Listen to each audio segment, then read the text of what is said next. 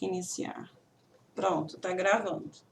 Ok. Bom dia a todos. Bom Bom dia, dia. professor Ivanildo Felizardo. Bom dia. É com imenso prazer que nós, da instituição IFBA, né, Campus IDC, graduandos em manutenção industrial, estamos tendo a grande honra de termos esse bate-papo, né, esse dedinho de prosa com a professora Ivanilda Felizardo, né, professora que graduada em engenharia mecânica, né, uma graduada, uma mestre, uma doutora na área de processos de soldagem, e nós estamos tendo esse privilégio de termos um pouquinho de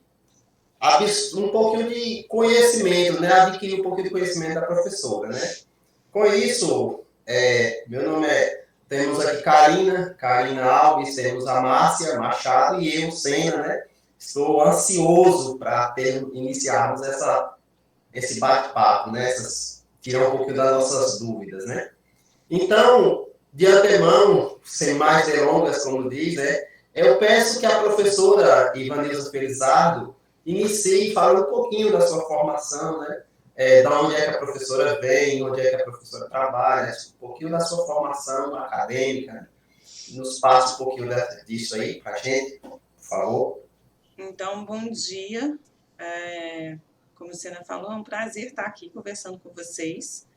Meu nome é Ivanilza Felizardo, eu sou engenheira mecânica da PUC de Minas e eu fiz mestrado e doutorado na UFMG, ambos na área de processos de fabricação por soldagem. Eu trabalhei muito tempo na indústria, no chão de fábrica, tive empresas, e em 2014 eu me ingressei no Cefet como professora efetiva. E ano passado eu pedi uma licença por motivos particulares, mas é para acompanhar a minha filha, que é uma atleta, só que ela só tem 14 anos, e ela está treinando no Rio, no Flamengo. Em função disso, eu pedi licença do Cefet para poder acompanhá-la. Então, atualmente, eu moro 15 dias no Rio de Janeiro, 10 e 15 dias em Belo Horizonte. Hoje eu estou em Belo Horizonte, fica até o final da semana. E aí depois eu retorno e nesse meio, eu fico dando cursos, palestras, né? Faço consultorias na área de soldagem. E até que eu me defrontei com vocês, né? E foi gratificante receber o convite de vocês e estamos aqui nesse bate-papo.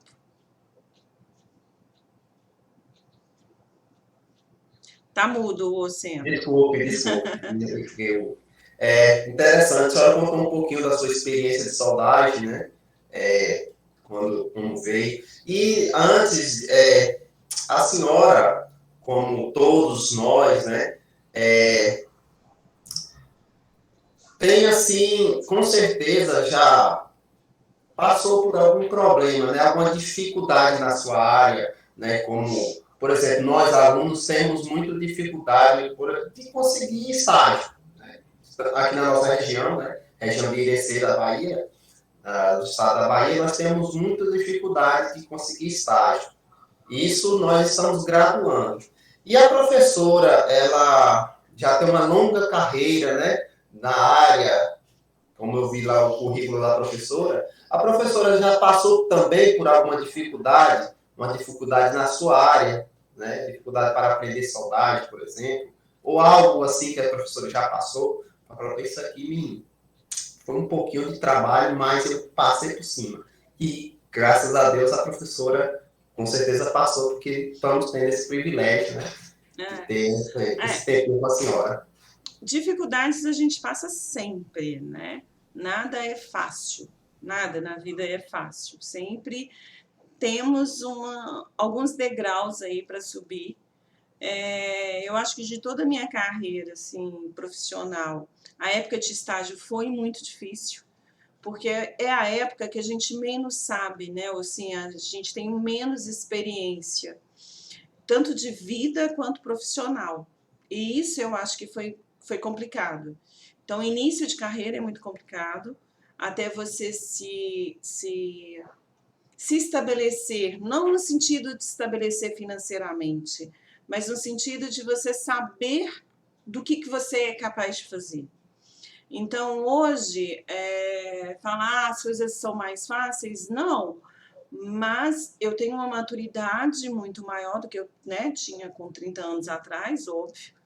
Então, toda a experiência que a vida vai nos mostrando, a gente fica com menos medo ou com um pouco mais de coragem de enfrentar os medos, que medo a gente sempre tem. Eu senti uma dificuldade muito grande. O primeiro trabalho, o primeiro estágio, a primeira carteira assinada sempre é o mais difícil. Depois que a gente passa, fica fácil. Aí vem a próxima dificuldade, que é com um nível diferente. O que eu vejo que estágio continua difícil até hoje, né? Isso desde 30 anos atrás até agora, é difícil conseguir o estágio. O que eu vejo é que quem está contratando está exigindo muito dos estagiários. O estagiário ele precisa ser encarado como uma pessoa que vai ali para aprender, né? E muito menos para oferecer. Ele tem muito a oferecer a partir do momento que ele tenha esse primeiro contato, né? Essa primeira oportunidade. Então, no meu início de profissão foi difícil e eu fiz engenharia mecânica. Na engenharia mecânica, o leque é muito grande, então até você saber qual é o caminho que eu ia percorrer e a coisa foi tão difícil que essa dificuldade me levou para a especialização. A dificuldade de não conseguir ir, né, conseguir um bom emprego, conseguir um bom estágio, depois que eu formei um bom emprego, me fez ir para a especialização. Foi quando eu comecei com a pós-graduação, né, e o mestrado. Quando eu finalizei o mestrado, eu senti um pouco mais de facilidade, né, porque eu já tinha um pouco mais de especialização. Depois eu resolvi fazer o doutorado. Quando eu sair do doutorado, o doutorado em si, engraçado isso, mas o título de doutor dificulta um pouco de você conseguir emprego.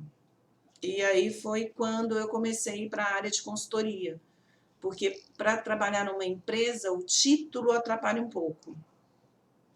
E aí eu comecei como consultoria e foi indo até que eu cheguei na área acadêmica em 2014. E de lá para cá, assim, o que eu vejo são dificuldades normais de carreira, né? Mas o mais difícil para mim foi o início de carreira, que eu acho que é o mais difícil para quase todo mundo, né? Verdade, Não foge muito bem. muito disso aí para as pessoas. Doutora, eu estou com o currículo da senhora em mãos e o currículo da senhora, aqui diz que a senhora tem ênfase em soldagem, né? A senhora atua principalmente nas seguintes temas: processo e procedimento de soldagem. A senhora trabalha na área de robotização, né? Soldagem robotizada, automação de processo e dentre várias e várias outras funções. A senhora é expert, né? Mas eu falo assim porque como a senhora tem um leque, a soldagem, o processo de soldagem é um leque de áreas, né? Vamos dizer assim, tem uma gama de funções, vamos usar esse termo, né? A professora assim fala assim, olha, esse processo aqui de soldagem eu mais domino. Aqui eu tenho aquele, vamos dizer assim, aquele tchanzinho ali. Aqui eu sou uma fera nessa área. A professora pode falar um pouquinho sobre isso? A senhora tem essa ênfase assim, esse domínio melhor em alguma área específica da soldagem? Eu gosto mais, né? E eu me dediquei mais aos processos de soldagem por fusão a arco elétrico. Desses, não é que eu domine mais, mas assim, que eu tenho um cuidado especial, um carinho maior com o eletrodo revestido, que foi quando eu fiz o doutorado, né? O meu doutorado foi em cima do processo com eletrodo revestido, e por ser um processo muito tipicamente, né, manual e tudo, eu soldei muito com ele. Eu aprendi a soldar com o eletrodo revestido. Foram 4 anos, né? Eu fiquei 2 anos bem dentro de laboratório mesmo, aprendendo ali a soldar, porque o que é o principal na soldagem você entender como as coisas funcionam. Então, é importante você ir lá na oficina, abrir o arco elétrico, sentir os diferentes tipos de processo. Então, eu já soldei com todos os processos de soldagem por fusão a arco elétrico. Então, já trabalhei com TIG, com o MIG-MAG, com arame tubular. Então, eu sei as dificuldades de cada um. Não sou soldadora, não sei fazer um cordão maravilhoso. Eu tenho uma facilidade maior com eletrodo revestido por eu ter feito o doutorado nessa área. Então, eu tenho um carinho bem especial por esse processo. Agora, o que eu gosto assim, muito é da soldagem robotizada. Então, aí já envolve um outro processo, que é o MIG-MAG, o arame tubular, né, que é muito usado, esses dois processos, para soldagem robotizada. E o robô, eu brinco que assim, é igual uma calculadora científica, sabe? Você tem a calculadora na mão, mas dificilmente você usa todos os recursos dela. O robô, você consegue usar todos os recursos e aplicar isso na soldagem. E isso é muito legal. Então, você pega o robô, você consegue extrair dele o que ele tem de melhor e atuar isso para fazer uma solda cada vez melhor. E se você tem associado ao robô um soldador de qualidade, porque o robô você tem que ensinar para ele, né? Você tem que falar para ele o que vai fazer. Nada melhor do que uma pessoa que entenda de soldagem para ensinar o robô como ele tem que fazer. Então, se você conseguir associar um soldador de qualidade com uma máquina, que é o robô, e isso aplicar e fazer uma solda, ela vai ficar sensacional. E o robô, ele extrai tudo que você tem, né? Chega naquele momento que você fala, e agora? Né? O que eu vou fazer? Eu preciso dar um grauzinho aqui para poder aumentar 0,2 milímetros de profundidade, então é muito pouco. Então, você precisa ter um raciocínio muito bom, você precisa entender muito bem de soldagem, e para isso, nada melhor do que ser um soldador, né? Então, você viver isso, então é áreas que eu gosto muito. Eu gosto muito de trabalhar com o processo com eletrodo revestido, aí é no caso manual, e gosto muito de trabalhar quando é a robotização mesmo, né? Trabalhar com robô. Muito bem. Inclusive, eu vou falar uma frase A aqui. senhora teve alguma dificuldade na soldagem robotizada? Assim, o robô é mais... não sei se vocês têm contato, né, na faculdade, se tem robô ou não, mas assim, em uma semana você aprende a mexer com robô. Em uma semana. Sem dúvida nenhuma. Em uma semana você não aprende a soldar. É muito mais fácil aprender a mexer no robô do que soldar. Então, a gente fala que é muito mais fácil você pegar um soldador e ensinar a trabalhar com robô do que você pegar um robotista e ensinar a soldar. É muito mais fácil pegar um soldador e fazer ensinar esse soldador a mergulhar e ele fazer a solda subaquática do que você pegar o mergulhador e ensinar a soldar. Então, trabalhar com o robô em si é só você perder o medo inicial, que a gente acha, nossa, isso é difícil pra caraca, né? Mesmo quando você vai pegar um programa novo de computador, né? Você pega um editor aí de texto ou um editor de vídeos que você abre e aquele monte de coisas, você fala, e agora? Não sei nem por onde começar. Né? Mas assim, em 2 horas você já vai familiarizando, então assim, e se você pega você vai aprendendo os outros. O lance é, na hora que você chega na soldagem, e aí? Qual é o valor de corrente, tensão, o que eu coloco de velocidade de soldagem, como que eu vou fazer o deslocamento, como que o ângulo da tocha vai ficar, e isso é soldagem, isso não é robô. Então o robô em si é tranquilo. Com uma Legal. semana ou menos, você aprende a mexer com o robô. Mas com uma semana, você não aprende a soldar. Inclusive, a professora citou isso aí, porque assim, nós estamos iniciando, né, nesse conhecimento, nesse vasto mundo de conhecimento, E eu já ia citar isso aí, que uma certa professora, que a professora vai lembrar aqui, nos disse que é mais fácil ensinar um mergulhador, um soldador a mergulhar do que ensinar um mergulhador a soldar. Ou seja, quer dizer o quê? Que a solda precisa de prática, né? Não adianta você ter só o conhecimento, só a teoria. A solda você precisa ir lá, soldar, trabalhar, estar na oficina. E isso a nossa professora também sempre bate nessa tecla. A professora Ivanilza também citou isso aí, né? Então, com isso a gente percebe que quando você vai trabalhando nessa área, vai surgindo um leque de conhecimento, um leque de materiais, né, diversos para a soldagem.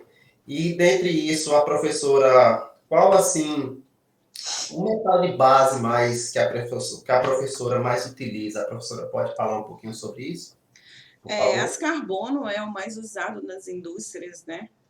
E é em função da composição química desse material, né? Eu não sei se vocês já estudaram, mas a gente fala que é carbono equivalente em função do carbono equivalente. Quanto maior o carbono equivalente, que é a porcentagem de carbono, mais a relação dos elementos de liga equivalente a esse carbono.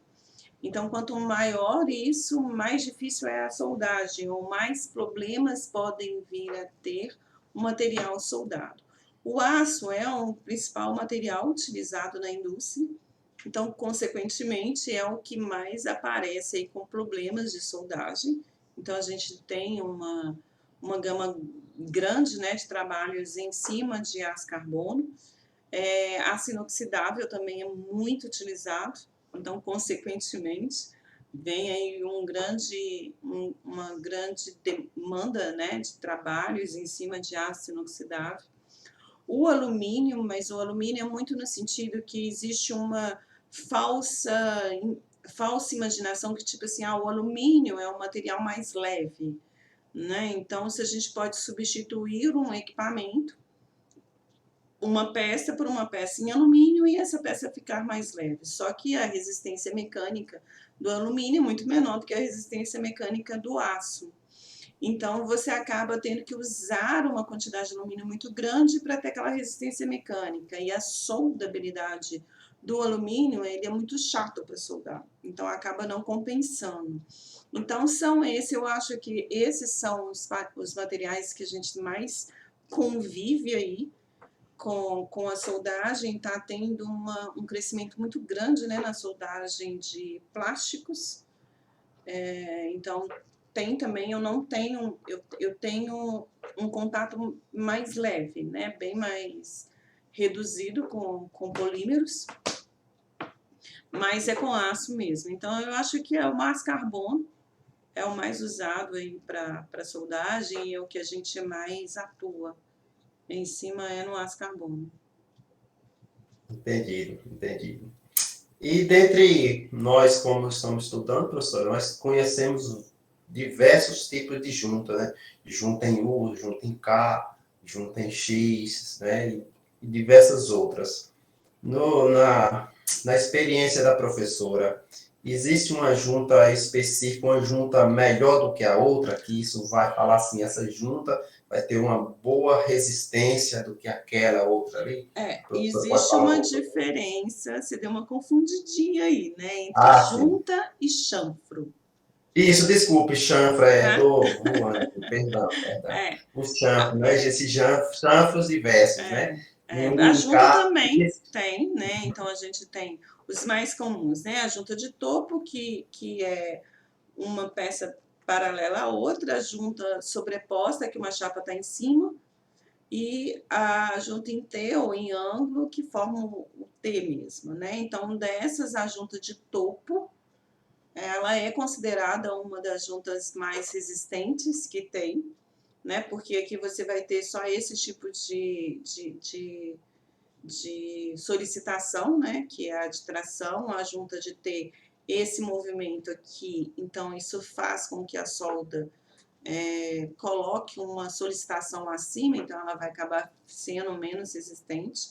Nas juntas de topo ou qualquer outra, você pode usar os diferentes chanfros, né? O chanfro nada mais é do que uma abertura que você coloca na sua junta para poder ter um acesso maior à soldagem. E o que tem, no geral, nessas juntas é quanto a junta ela é curvo, o chanfro é curvo, isso facilita a dissipação de calor. Então, se você pegar um chanfro reto, né, um chanfro em V, então você imagina, o calor ele vai penetrar e ele não vai suave, sabe? É como se ele fosse fazendo quinas. E essas quinas acabam sendo, de uma forma bem grosseira, tá? Que eu tô falando. Concentradores de tensão. Quando você tem curva, é como se o calor entrasse de uma forma mais suave também. Isso melhora a distribuição de calor na chapa, isso minimiza as diferenças de temperatura ao longo do material. E principalmente se você consegue fazer chanfro duplo, né? Então, chanfro em cima e chanfro embaixo, chanfro em duplo, com a soldagem sendo feita ao mesmo tempo. Então, isso reduz a quantidade de calor, a quantidade de material para preencher aquela junta. Só que para um outro lado, se você tem que fazer ao mesmo tempo, é soldador em cima e embaixo, então um arco elétrico em cima e embaixo. Então, você tem que ter acesso aos dois lados, sua máquina, e você tem que ter um preparo melhor, um treinamento melhor para poder fazer isso. O chanfro curvo tem que ser usinado, então é mais caro.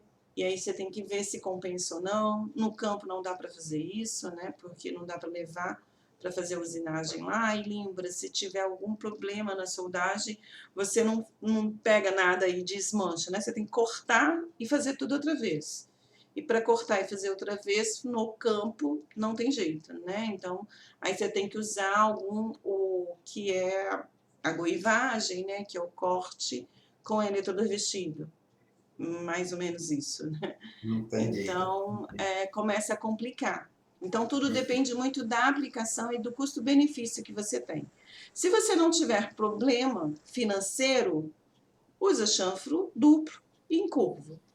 Que problema financeiro a gente sempre tem, né? Diferentes escalas, mas tem. Legal. Eu tenho uma dúvida. Na última conversa que a gente teve, a senhora falou que quanto puder evitar solda é melhor, certo? Certo. Tem alguma estratégia que a senhora pode sugerir para evitar solda? Tipo estratégia de corte do próprio material? A soldagem é um processo de união.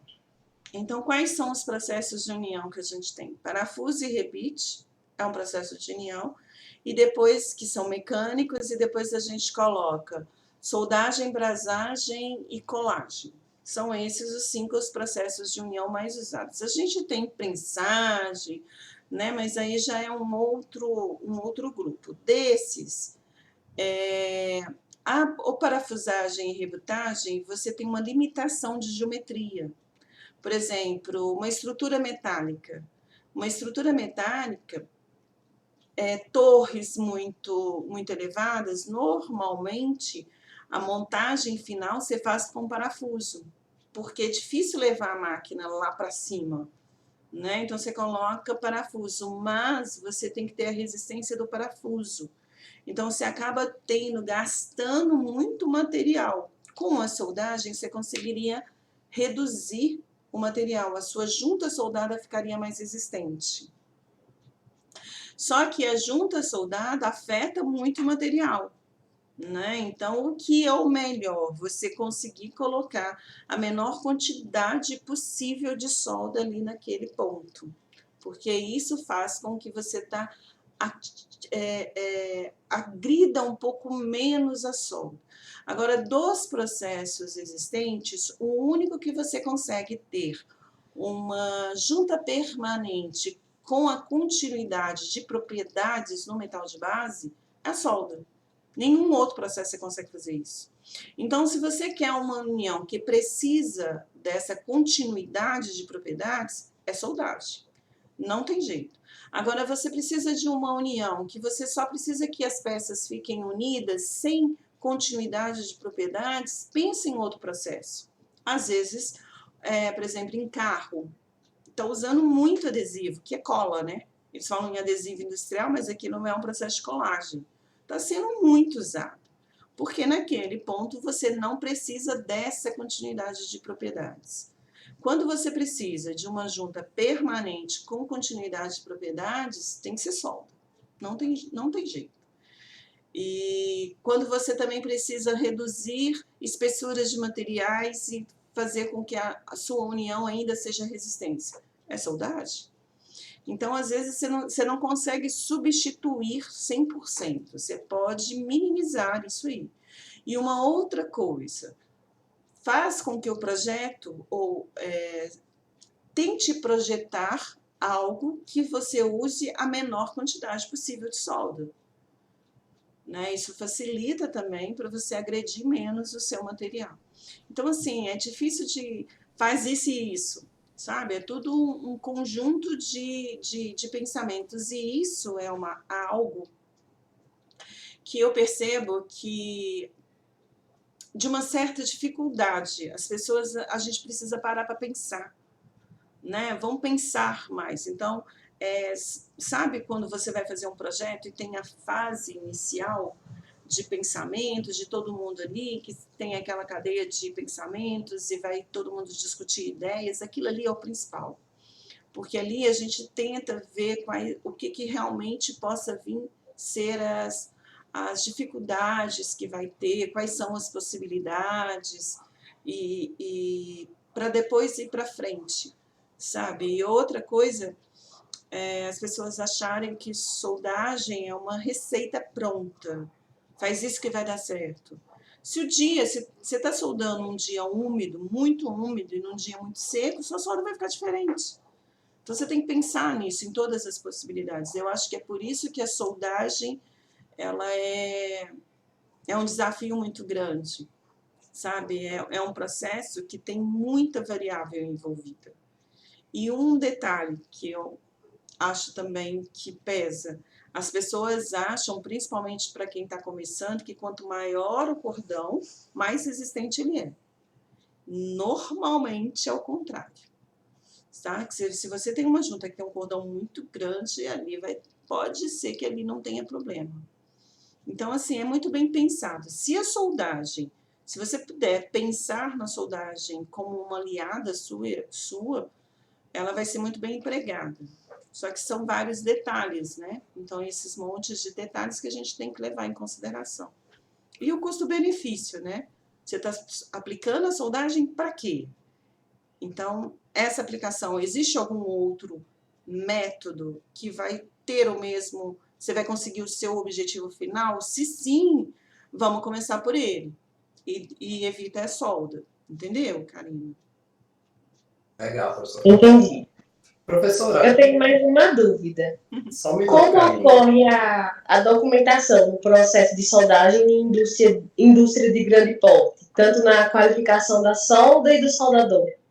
Pois é, aí normalmente é o seguinte, a empresa tem uma peça a ser soldada, essa peça ela faz alguns testes, quando ela imagina ou ver que essa peça já está num estágio bom para ser aprovada, ela contrata um nível 2, é um inspetor nível 2. Só esse profissional pode assinar uma EPS, qualificar um procedimento de soldagem. Um inspetor nível 2 não é barato, ele cobra normalmente por hora, e ele faz todo o acompanhamento, ele o nível 1, é nível 2 e nível 1. O nível 1 acompanha, o nível 2 assina e faz todo o processo. E quando você faz esse procedimento, né, já tem todas as tarefas que tem que seguir, faz a solda, depois vai fazer alguns testes mecânicos, né, de dobramento, de Sharpie, que é para verificar tenacidade, dobramento para verificar se vai ter trinca na superfície. Normalmente você pega uma chapa, né, soldada e tem que fazer um dobramento de 180, e nessa curva não pode ter nenhum tipo de microtrincas. Tudo depende da norma que vai ser aplicada naquele produto. Se tudo tiver aprovado, a sua peça está qualificada. E quem fez aquela solda também está qualificado. Então, é um procedimento que tem que seguir, tem regras para fazer isso e tem pessoas especializadas para poder fazer essa aprovação. Entendeu? E quem qualifica é o nível 2. Tem que ser inspetor nível 2 para poder assinar uma EPS e qualificá-lo. Entendeu, Karina? Entendi. Então, a senhora não poderia qualificar. Não, porque eu não sou inspetora nível 2. Eu dou curso para inspetor nível 2, mas eu não tenho. Porque você tem que ter um curso de lato sensu, né? Eu sempre confundo lato sensu com estrito sensu. Você tem que ter um curso de especialização, né? E não é o doutorado. Então, eu sou doutora na área, mas eu não sou inspetora nível 2. Eu não posso assinar. Eu teria que fazer o curso, né? E eu nunca fiz esse curso. E eu estava conversando ontem com um profissional que eu conheço, que ele também tinha vontade de fazer o curso, mas o curso é sexta e sábado, durante o dia. Eu falei, não quero mais ter que fazer curso de 2 anos, toda sexta e sábado. Acho que eu já passei, já não estou querendo isso, sabe? Se fosse de segunda a quinta, até que eu poderia pensar em fazer, mas eu não vou trabalhar com isso, sabe? Eu não vou ficar, não quero mais fazer isso, né? Mas assim, eu acho que vale muito a pena para quem quer trabalhar com isso, que você tem que trabalhar no campo, você tem que ir para a obra, você tem que ir aonde o trabalho está. Ser um inspetor de nível 2, você não tem uma residência muito fixa, né? E eu já trabalhei com viajando e tudo, e eu não quero fazer isso mais. Então, é uma opção também, né? Mas é uma área muito boa e é uma área de soldagem que se ganha muito dinheiro. Esse é nível 2. É um bom caminho aí para quem... Interessante, professora. Para quem quer. Interessante. A professora tem um grau de conhecimento, dá aula para o curso, mas não pode. Márcia, se eu não me engano, Márcia disse que queria fazer algumas perguntas à senhora. Ela tem algumas dúvidas. Eu passo a palavra para a Márcia, por favor, Márcia. Bom dia, como já falaram aí, né? Surgiu outras perguntas, a senhora falou sobre metal de base e tudo. Eu queria que a senhora explicasse um pouco, como a senhora disse que utiliza mais o eletrodo revestido. Eu queria que a senhora explicasse um pouco sobre o consumível que é empregado nesse processo e como a senhora faz a aplicação da qualidade da solda. Qual que é a última pergunta? Eu não entendi.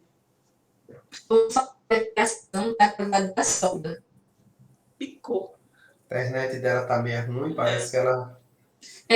Tá meio um pouco. Por isso eu desliguei a câmera. Tá, eu entendi sobre os eletrodos, né, revestidos. Existe uma gama muito grande, né, de eletrodos revestidos no mercado. Mesmo para aço carbono, existe uma variedade muito grande de eletrodo. Uma coisa que vale muito as pessoas prestarem atenção, e assim, não tem muito tempo, nós tivemos um serviço que uma prestadora de serviço para montagem de um gasoduto, eu não lembro se era gasoduto ou oleoduto, mas tinha uma tubulação. E eles fizeram a tubulação com 6010 e trincou tudo. E o que significa isso? Se a gente pegar, nós temos os eletrodos para aço carbono, os mais conhecidos o 6010, 6013 e 7018. Celulósico, básico e rutílico. O que você encontra na literatura, e é uma das coisas que eu mais bato assim, com os alunos, que eu falo, é o seguinte: a gente tem que ir além do que está escrito na literatura. Se você pegar a literatura, fala que o 6013 um eletrodo celulósico de fácil manuseio, só que o arco elétrico é muito forte e a aparência do cordão de solda não é muito bom, mas que é um eletrodo tranquilo. O 6013 é um eletrodo de fácil manuseio, mais tranquilo de ser usado. E o 7018 é o mais difícil, mas tem uma resistência mecânica maior. E se você pegar só o número, o que a AWS fala? Que os 2 primeiros números dá resistência mecânica. Então, 60 é 60 KSI de resistência mecânica. Se a gente passar isso aí para PSI, multiplica por 1000, está tudo em livros, né? Então, multiplica por 1000, 1000 PSI, se você multiplicar por 6,85 mais ou menos, dá porcentagem, dá o valor de megapascal. Então, 60 PSI dá em torno de 480 megapascal. 100 PSI em torno de 685 megapascal. Então, se você tem um eletrodo 60 e um eletrodo 70, o 70 tem uma resistência maior. Ok.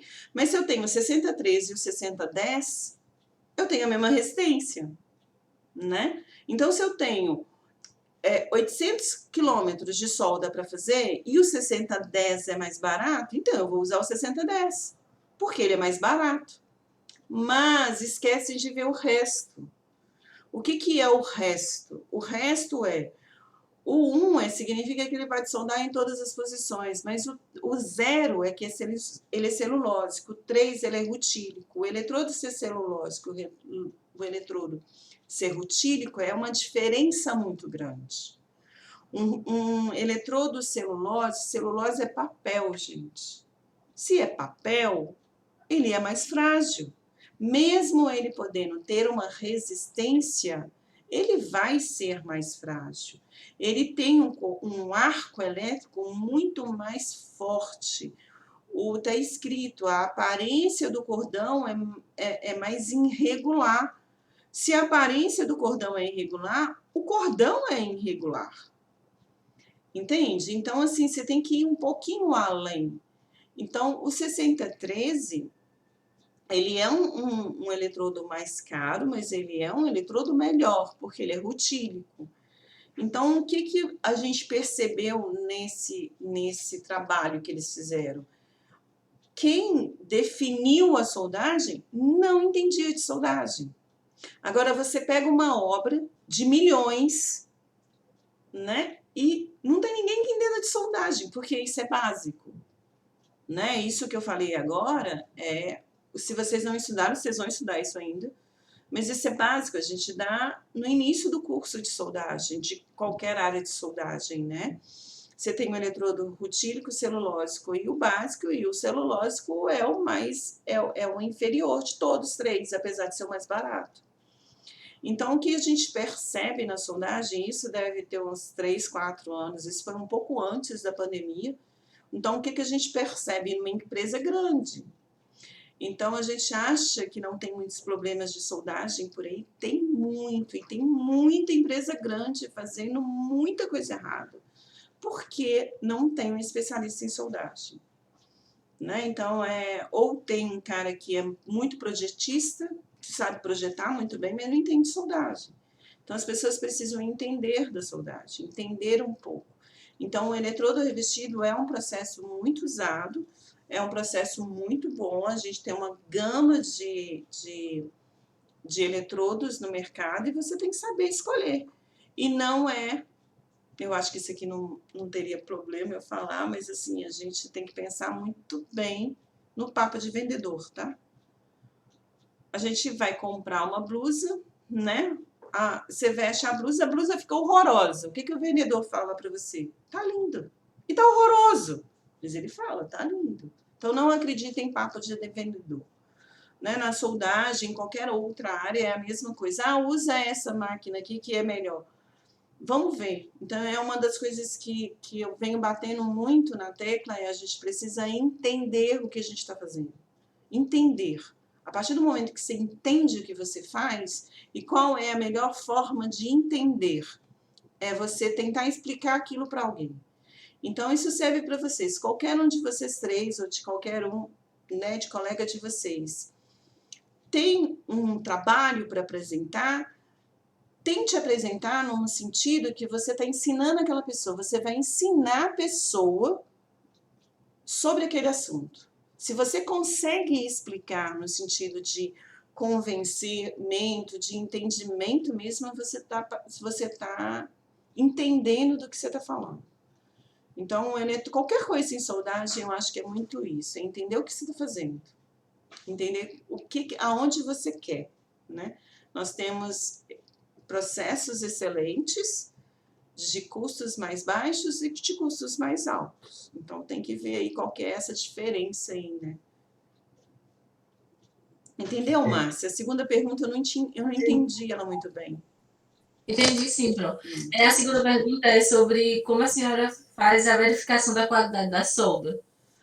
Pois é, uma boa opção, assim, eu não consigo qualificar, né, mas a gente chega perto. Se você usa a aparência do cordão, é o primeiro caminho. É o primeiro caminho. Se você está usando, você tem que fazer cordões que fiquem com aparência boa.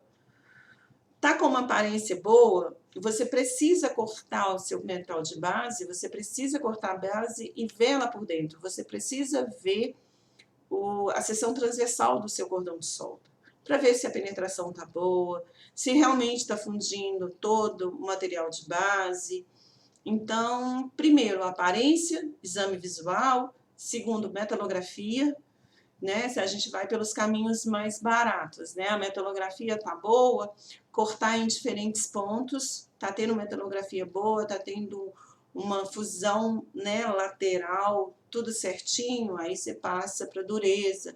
Tá tudo direitinho, a dureza tá boa, você não tem um perfil de diferença muito grande entre material base, zona termicamente afetada e zona fundida, a dureza tá de acordo, aí vai aumentando o seu grau de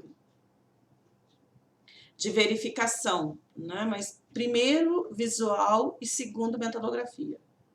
E metalografia a gente pode até falar, mas precisa de ir no laboratório. Você precisa conseguir serrar o seu material, você precisa conseguir cortar a sua peça. Você cortando e conseguindo lixar, você já vai ter uma noção, né? De como vai estar o seu material aí. Então, você precisa de ter uns equipamentos mínimos também, né? Para poder fazer isso. E como a professora disse, né? Não dar aula para um curso, para um profissional específico dessa área, né? E já existe um profissional gabaritado, né? Para fazer esse tipo de verificação, né? Uhum. Mas, dando início à nossa conversa, Márcia, tem mais alguma pergunta, Márcia, para fazer para a professora? Que eu estou percebendo que a internet de Márcia está um pouquinho complicada. Tenho sim, só que a internet está um pouco falha, né? Eu queria perguntar a ela também sobre quais os processos que têm mais resistência mecânica, TIG, eletrodo revestido ou arame tubular? Essa é uma pergunta muito comum entre os alunos, né? Mas eu vou responder o que eu sempre falo. É difícil é a mesma coisa de você estar comparando arroz com macarrão. São coisas diferentes, né? Então, TIG, MIG e arame tubular, não é? São processos diferentes, né? Então, a gente teria que ter o mesmo para fazer qualquer tipo de comparação, você tem que ter a mesma condição de soldagem. Então, teria que ser o mesmo material, mesma espessura, mesmo tipo de eletrodo, mesmo diâmetro, mesmo aporte térmico, para poder comparar. Só que são coisas completamente diferentes, sabe? O TIG ele é muito usado para chapa fina, para fazer parte de raiz.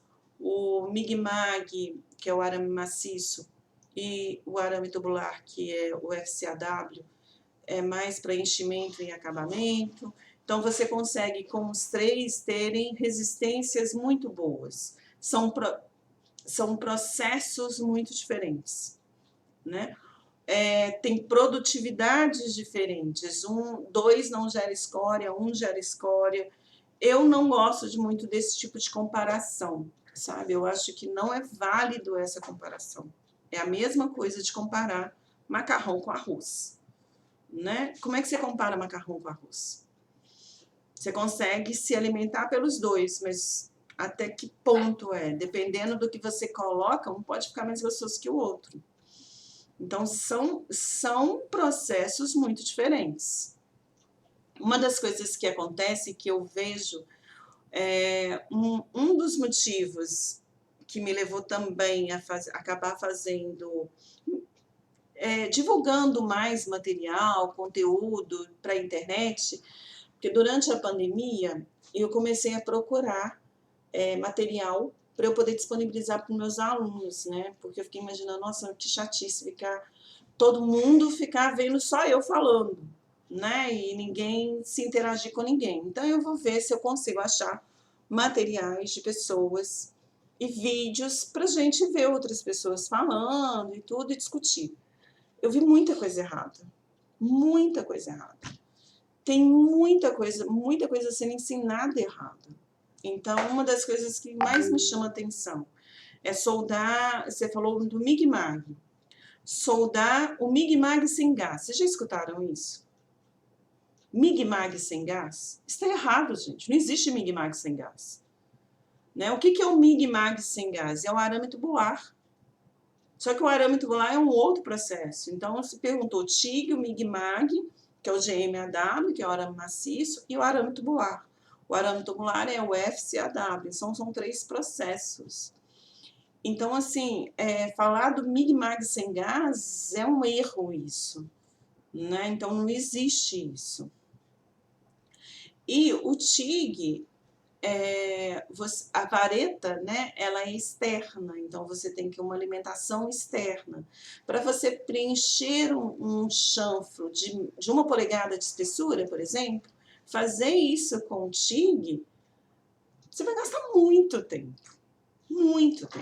E não vai conseguir, não vai ficar bom. Então, aí você usa o Mig-Mag, por exemplo, ou uma outra coisa que é muito usada. Você faz o passo de raiz com TIG, faz o enchimento com o GMAW e faz o acabamento com o arco submerso, com o arame tubular. Então, na mesma junta, você usa os 3 processos.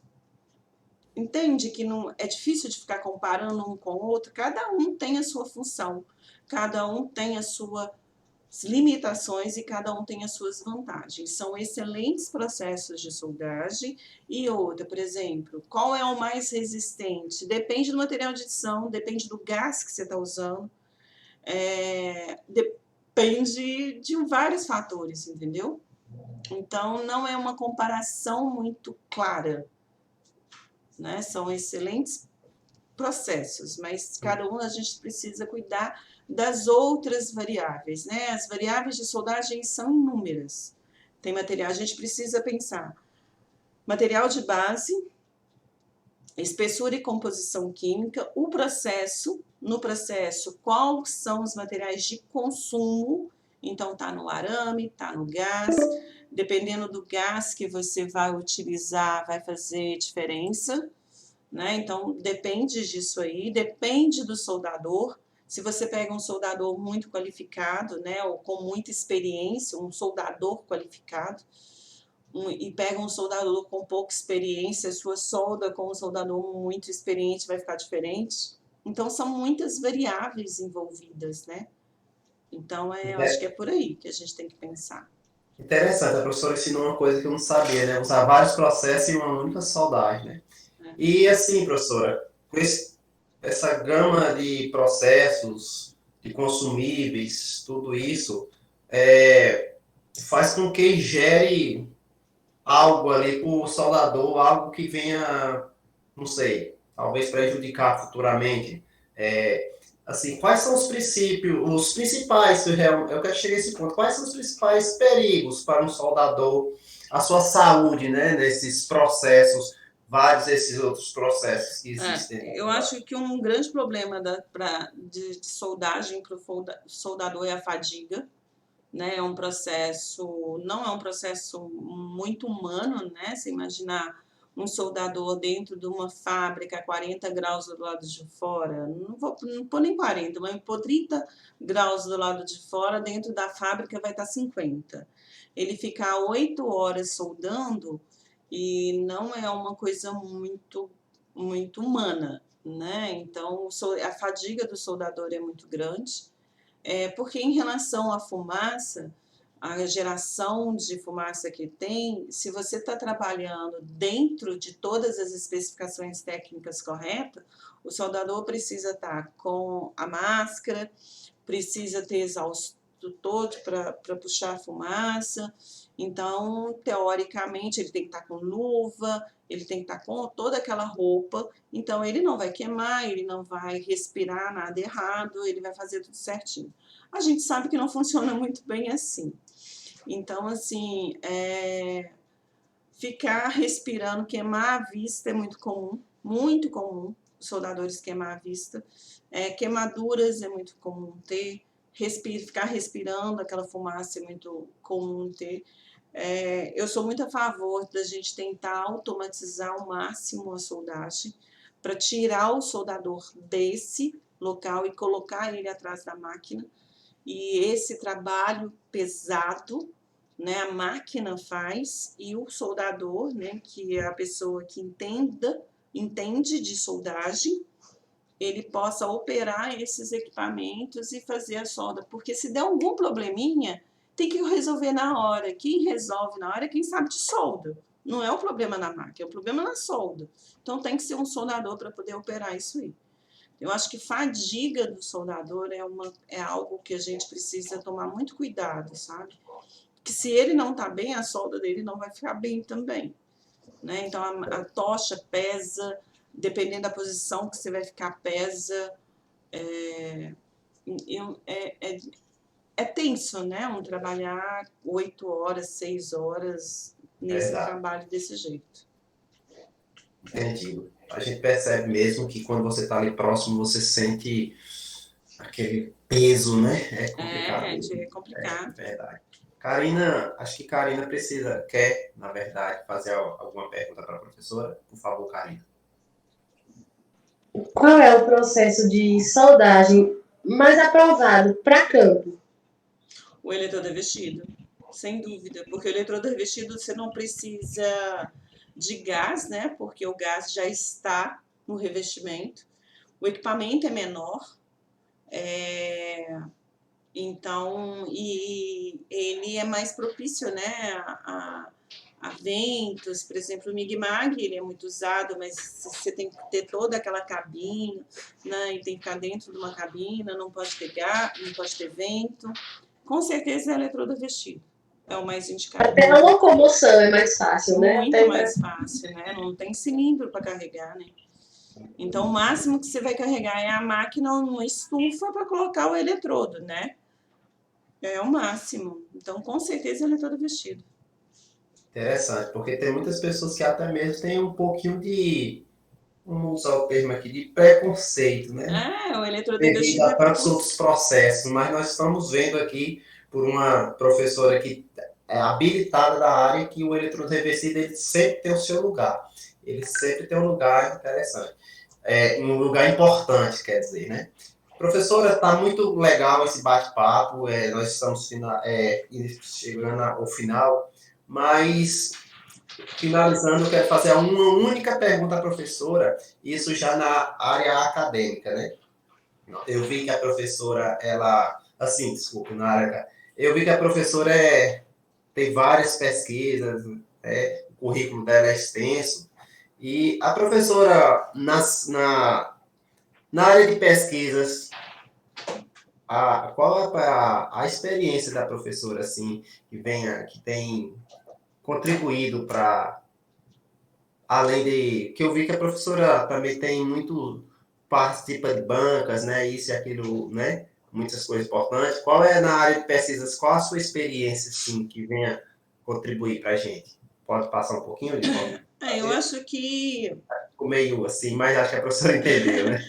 eu tento ajudar o máximo que eu posso, né? Quando a gente vai ser convidada por uma banca, né, independente de ser de TCC a um doutorado. Uma das coisas que eu acho que é importante a gente avisar para o aluno se ele quer que a banca o trate bem, né, e o respeite, ele tem que nos entregar um trabalho de respeito, né? Então, eu sou na área, assim, eu sou muito conhecida, assim, eu sou muito chata numa banca, sabe? Eu acho um absurdo eu pegar um documento mal escrito. Eu acho de um desrespeito, assim, incrível, né? As pessoas não têm esse cuidado. Se ele não teve cuidado com o trabalho dele, por que eu vou ter? Então, uma das coisas que eu falo muito para os alunos a gente precisa ter cuidado com o que a gente faz, independente do que for. E não ter medo nenhum de falar, olha, eu não sei. Eu amo receber uma pergunta que eu não sei responder, sabe? E assim, eu falo, olha, eu não sei responder isso, mas eu vou procurar saber. Então, a gente não sabe tudo, a gente só está ali todo dia aprendendo um pouquinho. Eu gosto, eu não tenho, eu trabalho mais com os processos de soldagem a arco elétrico. E por que eu trabalho mais com esses processos? Porque são os processos que mais dá trabalho, mais dá problemas, né? Trabalho dá problemas. Então é que fico. Mas, por exemplo, há pouco tempo eu acompanhei uma soldagem a laser. Foi a primeira vez que eu vi uma soldagem a laser ao vivo com fluxo. Eu nunca tinha visto isso. Eu tenho 30 anos. Então, assim, a gente não sabe tudo, a gente não conhece tudo, a gente conhece um pedacinho. Eu acho que o principal é não ter medo de falar eu não sei, então eu vou correr atrás para saber como faz e respeitar o trabalho que o outro vai fazer, sabe? Então, até aqui em Belo Horizonte, né, lá no UFMG, quando fala, Ivanilza vai participar da banca, escreve direito, porque senão é o que eu falo, sabe? Se estão me entregando alguma coisa que não tiveram um cuidado, eu não vou ter cuidado nenhum com a pessoa também, né? Então, assim, vou ter, sabe? Vocês entenderam, né? Entendemos, sim, entendemos. Esse cuidado que a gente tem que ter. O que a gente quer que o outro faça pra gente, então a gente tem que entregar isso bem. Então, entrega seu trabalho bem, entrega seu trabalho bem feito. Tem que partir, Né? partir de nós, né? Pois bem, professora, foi um prazer imenso estar finalizando aqui, né, o tempo. Foi um prazer imenso termos esse dedinho de prosa com a senhora, né? Foi muito animador. Claro que temos muitas perguntas, no entanto, nós não temos mais tempo, né? Mas foi muito enriquecedor mesmo. Eu falo isso por mim, por as minhas colegas, né? A professora teve o tempo, conheceu a Jordana, né, que participou da outra apresentação, né, da outra bate-papo, e eu falo também por ela, que foi muito animador conhecer a professora, conhecer um pouquinho da sua vivência dentro da área da soldagem, dentro da sua área profissional, né. Infelizmente, a chamada está assim encerrando, né, mas Muito obrigada, só tenho a agradecer. Que bom. Qualquer coisa que vocês precisarem, é só me chamar. E eu vou, assim que acabar aqui, eu já verifico se está tudo certinho e mando para vocês. E dessa vez vai dar certo. Acabou. Ai, meu Deus do céu. Vamos ver se deu certo. Vamos ver aonde está gravado isso e se deu certo.